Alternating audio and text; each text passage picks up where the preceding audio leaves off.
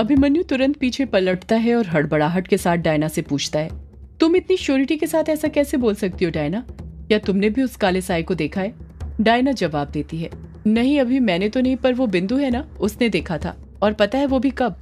अभिमन्यु तुरंत अपना सिर आगे कर लेता है, क्योंकि अभिमन्यु अच्छे से जानता था कि डायना किस दिन की बात कर रही थी।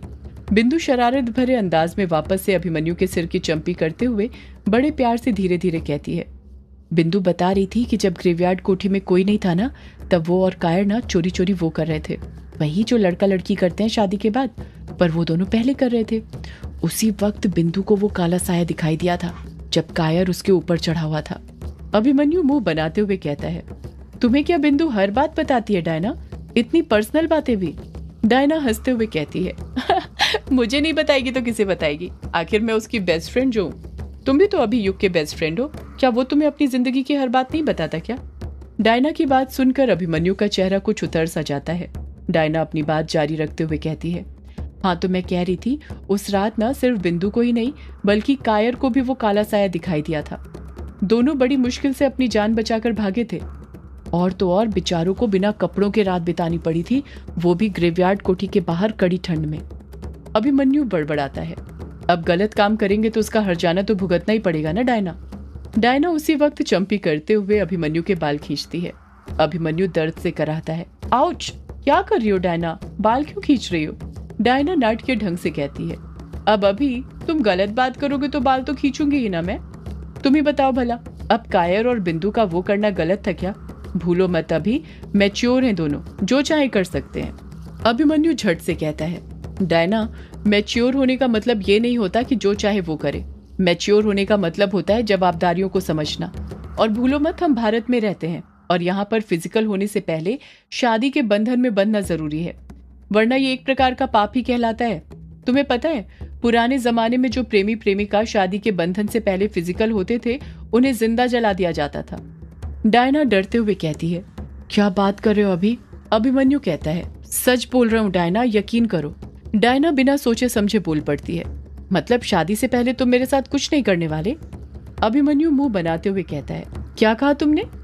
डायना तुरंत बात को पलटते हुए कहती है, मैंने कहा, देखो अभी बिंदु और कायर ने भी उस काले साये को देखा था, और अब तो कछुए का भी कहना यही है कि इस ग्रेवयार्ड कोठी के अंदर कोई काला साया है। उन तीनों ने उस काले साये को देखा है। अब 3 लोगों की आंखें धोखा तो नहीं खा सकती ना। डायना की बातों ने अभिमन्यु को सोचने पर मजबूर कर दिया था। डायना अपनी बात को खत्म करते हुए कहती है, अभी देखा जाए तो हम में से किसी ने भगवान को भी नहीं देखा है, फिर भी हम यकीन करते हैं कि वो होते हैं। तो फिर उस काले साये पर क्यों नहीं कर सकते? इसलिए कि तुमने, मैंने, युग और शालिनी ने उसे नहीं देखा है। अभी भूलो मत, हम ग्रेवयार्ड कोठी में रह रहे हैं। उस ग्रेवयार्ड कोठी में जो लाशों के ऊपर बनी है, यहाँ पर कई लाशें दफन होने के साथ साथ कई राज दफन हुए होंगे। हो सकता है उन्हीं में से काला साया भी कोई राज हो। डायना की बातों ने अभिमन्यु के दिमाग को पूरी तरह से ब्लैंक कर दिया था। अब उसे भी कछुए की बातों पर यकीन होने लग गया था और लगने लग गया था कि सच में कोई काला साया हो सकता है। इस तरफ ग्रेवयार्ड में, दूसरी तरफ हॉल में कछुआ कुर्सी पर खोए हुए अंदाज में बैठा हुआ था। कछुआ काफी परेशान लग रहा था। ऐसा लग रहा था जैसे वो अभी भी कल रात को उसके साथ हुए हादसे के बारे में सोच रहा था। कछुए के पीछे ही सोफे पर तारा बैठी हुई थी, जो कि कॉपी और पेन पकड़कर उसमें कुछ लिखे जा रही थी। ऐसा लग रहा था जैसे वो पढ़ रही हो। वो लिखने में पूरी तरह डूब गई थी। इस वक्त हॉल में सिर्फ वही दोनों थे। उसी वक्त कायर ग्रेवयार्ड कोठी के बाहर से आता है। उसने अपने हाथ में मोबाइल पकड़ा हुआ था। वो अभी भी बिंदु से ही बात करके आ रहा था। जब कायर देखता है कि कछुआ उसी जगह पर बैठा हुआ है जहां पर कछुआ उसके जाने से पहले बैठा हुआ था, तो वो शॉक्ड रह जाता है। उसने इससे पहले कछुए को एक ही जगह पर इतनी देर तक बैठे हुए नहीं देखा था। कायर मन ही मन सोचता है, ये कछुआ तो पिछले 3 घंटे से यहीं पर बैठा हुआ है, आखिर इसके दिमाग में चल क्या रहा है? ये परेशान और घबराया हुआ भी लग रहा है। कहीं ये रात की ही बात को लेकर तो नहीं बैठा है? मैं क्या करूं, इसके पास जाऊं या ना जाऊं, कहीं ये मुझे कुछ कर ना दे। कायर मन ही मन सोचने लग जाता है कि वो क्या करे, कछुए के पास जाए या नहीं। उसे कछुए के पास जाने में खतरा महसूस हो रहा था। वो मन बना लेता है कि वो कछुए के पास नहीं जाएगा। तभी उसे उसके बचपन के वो पल याद आते हैं जो उसने कछुए के साथ बिताए थे, कि कैसे हर कदम पर कछुए ने उसकी मदद करी थी। बिंदु को कायर से मिलाने के चक्कर में कैसे खुद कछुआ बिंदु की मम्मी के हाथों फंस जाता था। कायर को याद आता है कि उसकी और कछुए की दोस्ती कितनी गहरी थी। उसी दोस्ती के वास्ते कायर बिना अंजाम के सोचे कछुए के बगल में जो कुर्सी रखी थी उस पर जाकर बैठ जाता है। कछुआ ना अपने आजू देखता है ना बाजू, जैसे उसे कोई फर्क ही ना पड़ा हो कि कोई उसके बगल में आकर बैठा था। वो अभी भी सोच में डूबा हुआ था। कछुआ और कायर दोनों के बीच ही खामोशी छाई हुई थी। कायर उस खामोशी को तोड़ते हुए कहता है, कछुआ तू अभी तक यहीं पर बैठा हुआ है? कायर ने इतना ही कहा था कि कछुआ गुस्से के साथ कहता है, तुझे क्या करना है? मैं कहीं पर भी बैठूं? मैं यहाँ पर नहीं बैठ सकता हूँ क्या? कायर मन ही मन सोचने लग जाता है कि कछुआ ना बहुत बदल गया है। सोचा था ये अपनी प्रॉब्लम मुझसे शेयर करेगा, पर ये तो उल्टा मुझे ही अकड़ दिखा रहा है। बैठे रहने दो इस अकड़ू को यहीं पर, मुझे भी इससे कोई बात नहीं करनी। इतना सोचकर कायर अपनी जगह से उठने ही वाला था कि तभी कछुआ एकदम नर्म लहजे के साथ बड़े प्यार से कायर से कहता है, कायर सुन। जैसे ही कायर कछुए की आवाज सुनता है, उसके दिल में कछुए के लिए जितना भी गुस्सा था सारा अगले ही पल गायब हो जाता है। कछुए के लहजे में एक अपनापन था, एक दर्द था। ऐसा लग रहा था जैसे कछुए को भी एहसास हो गया हो कि उसने कायर के साथ गलत सलूक किया। कायर भी नर्म लहजे के साथ ही पलटकर जवाब देता है, हाँ बोलना कछुए। कछुआ नर्म लहजे के साथ ही कहता है, क्या तुझे भी यही लगता है कि मैं झूठ बोल रहा हूँ कि इस ग्रेवयार्ड कोठी में कोई काला साया है? कायर तुरंत बोलता है, नहीं कछुआ, बल्कि मुझे तो तेरी बातों पर पूरा भरोसा है कि तूने जरूर उस काले साये को देखा होगा। कछुआ कहता है, कहीं तू ये सब मुझसे डर के तो नहीं बोल रहा है? कायर झट से कहता है, नहीं कछुए, मैं भला तुझसे क्यों डरूंगा? माना तू सौदाया है, पर मैं सच कह रहा हूँ, मुझे तेरी बातों पर पूरा यकीन है, क्योंकि मैंने और बिंदु ने भी उस काले साये को देखा था। पर कछुआ हड़बड़ाहट के साथ कहता है, क्या कहा? तूने और बिंदु ने भी उस काले साये को देखा था, पर कब? कायर तुरंत कछुए को सारी बात बता देता है कि उस रात क्या हुआ था। कायर अपनी बात खत्म करते हुए कहता है, मैं और बिंदु तो संभोग कर रहे थे, उस वक्त वो काला साया आया था, पर क्या तू और वर्चस्विनी जी भी? इतना बोलकर कायर खुद चुप हो जाता है, पर कछुआ समझ गया था कि कायर आगे क्या बोलने वाला था। कछुआ तुरंत कायर की बात को नकारते हुए कहता है, नहीं नहीं, पागल हो रहा है क्या? मैं और वर्चू भला कैसे कर सकते हैं? कायर कछुए को घूरते हुए कहता है, तो फिर वो काला साया तुझे कैसे दिखाई दिया? उस दिन के बाद से ही मुझे वो काला साया फिर कभी नहीं दिखा था।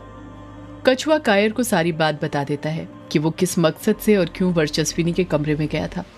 सारी बात सुनने के बाद कायर हैरानी के साथ कहता है, मतलब उस काले साये ने वर्चस्विनी जी को अपने वश में करके रखा हुआ है और कुछ मकसद दिया है? कछुआ हामी भरते हुए कहता है, हाँ कायर, पर कोई मेरी बात पर यकीन ही नहीं कर रहा। कोई नहीं समझ रहा कि मेरी वर्चू की जान खतरे में है। अगर मकसद पूरा नहीं हुआ तो वो काला साया मेरी वर्चू को मार देगा। कायर अपनी आंखें बड़ी करते हुए शॉक्ड होते हुए कहता है, क्या बात कर रहा है? कछुआ अपनी बात को आगे जारी रखते हुए कहता है, हाँ कायर, इसलिए जो वर्चू पर छाया गिरी है उसका हटाना जरूरी है। वो वशीकरण तोड़ना जरूरी है। कल रात मैं वही करने वाला था, पर वो काला साया आ गया। पहली बार देखने पर मैं डर गया था, घबरा गया था, इसलिए भाग गया। पर अब मैं एक और मौका चाहता हूँ, पर यह सब मैं अकेले नहीं कर पाऊंगा। उसमें तुम लोगों की जरूरत पड़ेगी, पर ये लोग हैं कि मेरी बात पर यकीन ही नहीं कर रहे, तो मदद क्या खाक करेंगे? कायर तुरंत कहता है, वो लोग इसलिए तेरी मदद नहीं कर रहे क्योंकि उनको तूने ये वाली बात नहीं बताई कछुआ, कि तूने वर्चस्विनी पर अपनी सौदायों की पुस्तैनी रुमाल से छाया गिरने का पता लगाया है। अगर बताता तो बाकी सब तेरी बात पर यकीन भी करते और तेरी मदद भी। मैं तो कहता हूँ अभी भी वक्त है, सबको ये वाली बात बता दे। कछुआ तुरंत हड़बड़ाहट के साथ ना में अपना सिर हिलाते हुए कहता है, नहीं नहीं कायर, अगर मैंने उन्हें ये बात बताई तो बाकी सबको ये बात भी पता चल जाएगी कि मैं सौदाया हूँ। कायर कहता है, तो चलने देना, क्या फर्क पड़ता है? ये सब भी तो हमारे दोस्त ही हैं। कछुआ कहता है, दोस्त हैं कायर, पर वैसे नहीं जैसे हम दोनों के बीच दोस्ती है। तुझे तो मैंने अपनी दोस्ती का नाता दे दिया था, पर इन लोगों पर जरा भी विश्वास नहीं है। तुझे पता है ना, अगर गांव में खबर फैली कि मैं सौदाया हूँ तो मेरे परिवार को गांव से निकाल दिया जाएगा। कायर कछुए को समझाते हुए कहता है, नहीं कछुआ, ये बात बस हम दोस्तों में ही रहेगी, किसी और को पता नहीं चलेगी, यकीन कर मेरा। कछुआ कहता है, कायर, मैं तुझ पर यकीन कर सकता हूँ, पर इन लोगों पर कभी नहीं। इन लोगों को देखकर ऐसा लगता है कि हर कोई कुछ न कुछ छुपा रहा है, हर चेहरे के पीछे एक चेहरा छुपा हुआ है। कायर चिढ़ते हुए कहता है, तो ठीक है, फिर जैसा चल रहा है वैसा ही चलने दे। मत बता अपने सौदाया होने के बारे में किसी को, मरने दे ऐसे ही वर्चस्विनी जी को। कछुआ खामोश रहता है। कायर के ये ताने सीधे कछुए के दिल को लगे थे। कायर एकदम नरमी के साथ कहता है, देख कछुआ, तेरे पास सिर्फ 2 रास्ते हैं, या तो अपने सौदाया होने का राज खोलकर वर्चस्विनी जी को बचा सकता है, या फिर इसे छुपाकर वर्चस्विनी जी को यूं ही उस काले साए के वश में रहने दे सकता है। अब तू सोच ले तुझे क्या करना है, अपनी सच्चाई छुपानी है या फिर अपने प्यार को बचाना है। कायर की बातें सुनकर कछुआ गहरी सोच में डूब गया था, एक ऐसी सोच जिसमें उसके लिए फैसला लेना बहुत कठिन था। उसे अपने दोस्तों को वो राज बताना था जो उसने अब तक छुपा कर रखा था। उसके कुछ समझ नहीं आ रहा था कि वो क्या फैसला ले, अपने प्यार को चुने या फिर अपने राज को। कछुआ और कायर के बीच खामोशी छा गई थी।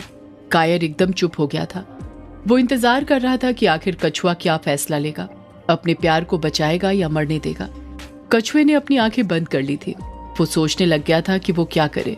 कछुआ और कायर बैठे हुए थे कि तभी उन्हें तारा की आवाज सुनाई देने लग जाती है। तारा कहती है, सृष्टि स्थिति विनाशा नाम शक्ति भूते सनातनी गुणाश्रय गुणमय नारायणी नमो अस्तु देते। तारा बार बार यही मंत्र दोहराए जा रही थी। तारा के मंत्र पढ़ने की ये धीमी आवाज कायर और कछुए तक पहुंच रही थी, क्योंकि तारा उनसे कुछ दूरी पर बैठी हुई थी और बैठकर अपनी कॉपी में कुछ लिख रही थी। तारा बार बार यही मंत्र दोहराए जा रही थी। कछुआ जिसकी आंखें बंद थी, उसके कानों में तारा के मंत्र पढ़ने की यह आवाज धीरे धीरे जाने लग जाती है। एक प्रकार से कछुए के कानों में बार बार यही मंत्र की आवाज घूम रही थी। एक पल के लिए उसके दिमाग से वर्चस्विनी का ख्याल निकल गया था और इस मंत्र के बोल अक्षरों के रूप में दिखने लग गए थे। कछुए के कान में बार बार यही मंत्र चल रहा था। तभी वो अपनी आंखें खोलता है और कायर से कुछ सोचते हुए कहता है, ये मंत्र। कायर बेफिक्री के साथ बोलता है, तारा पढ़ रही है। इतनी कम उम्र में तारा अच्छी संस्कृत बोल लेती है ना? मैं तो कभी बोल ही नहीं पाऊं। कछुआ कायर की बातों को इग्नोर मारते हुए कहता है, ये मंत्र तुझे कहीं सुने सुने नहीं लग रहे? कायर तुरंत कहता है, नहीं कछुआ, मैंने तो ये मंत्र पहले कभी नहीं सुने। कछुआ हड़बड़ाहट के साथ कहता है, नहीं कायर, ये मंत्र हम दोनों ने सुने थे इससे पहले भी, और यहीं पर इसी ग्रेवयार्ड कोठी के अंदर। कायर कहता है, पर कब? और तू ये सुनकर इतना हैरान क्यों है? सदियों से है पुरानी ये है यक्षिणी की कहानी। यक्षिणी एक आग है, यक्षिणी तेरा ख्वाब है।